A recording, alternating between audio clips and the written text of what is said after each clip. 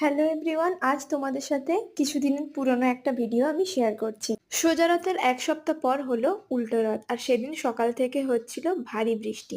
বেলার দিকে বৃষ্টিটা একটু কমতে আমি কিন্তু সোজা বাপির সাথে চলে গিয়েছিলাম, আর গিয়ে দেখি মা বানিয়েছে খিচুড়ি। বৃষ্টি আর সাথে খিচুড়ি বেশ ভালোই জমেছিল। তারপর বিকেলবেলা চলে গিয়েছিলাম মেলা। প্রথমে ভেবেছিলাম মাঠে কাদা হওয়ার জন্য হয়তো মেলা বসবে না। তারপর বিকেলে দেখতে গিয়ে দেখলাম না, বেশ ভালোই মেলা বসে গেছে। আর তারপর আমরা ফুচকা খেয়ে বাড়ি চলে আসলাম। এরপর আবার আমরা সন্ধ্যাবেলায় একসাথে সবাই মিলে গিয়েছিলাম মেলায়। যেহেতু মেলাটা আমাদের বাড়ির পাশের একটা মাঠেই হয়ে থাকে, তাই আমরা 2 থেকে 3 বার মেলাতে ঘুরতে গিয়েই থাকি। আর তারপর যা হলো, রথ দেখা আর কলা বেচা দুটোই একসাথে। মেলা দেখতে গিয়ে হঠাৎ একটা কই মাছ চোখে পড়লো মাঠের মধ্যে, আর মা সেটাকে তাড়াতাড়ি করে ধরে ফেললো।